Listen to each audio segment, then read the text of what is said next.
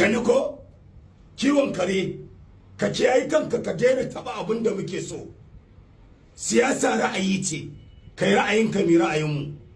Kuma ƙaryar banza kake yi ai, makaryacin banza makaryacin wofi. Sha kana wata maganar wani duk wanda ya zo ya tallata wannan tafiyar. Allah shi yake bada mulki ga wanda ya so.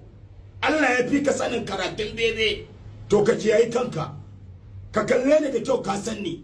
Shekara 25 wallahi muna industry tun ana fim kyauta.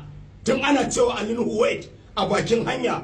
Duk wani artist da ka sani duk girman sa ka je ka tambaye shi. Wallahi tallahi tun ana tsaye da mutum a hanya. Wallahi yau mutum acting kyauta muke yin fim. Saboda mun zo har ta kake wai duk wanda zai zo yi wannan tafiyar. To kai ra'ayinka me ra'ayinmu.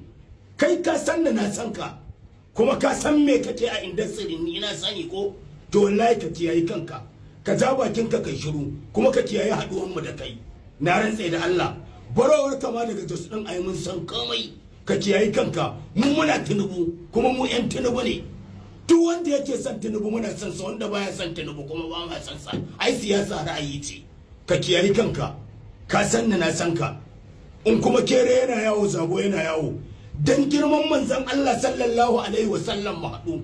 Siyasa ra'ayi ce, kawai kai ra'ayinka mi ra'ayinmu. Ba sai ka zo kana blackmailing ba. Kana wani ka ai Tinubu ko ka ayi shi.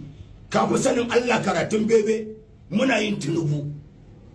Ba ta fitowa ƙararana ce ina yin Tinubu ba sai yanzu. To muna yin Tinubu, ra'ayina ne, kai ra'ayinka mi ra'ayinmu. Aikin banza aikin wofi. Sha